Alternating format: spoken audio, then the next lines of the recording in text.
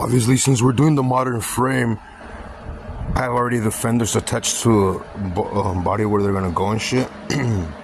But we have everything floating here, hanging, because I gotta make mounts for this shit, right?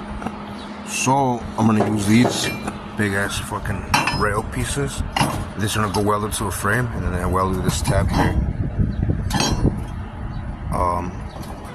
for it to bolt on, and then maybe one on the bottom. Still hot. And then it's gonna line up with these holes that were already there, and it's gonna be welded to the fucking frame. And then I'm also use this to fucking run up the battery box from there. They killed two birds with one bone. Gonna do the same on this side. But this shit's going out, gang, fucking.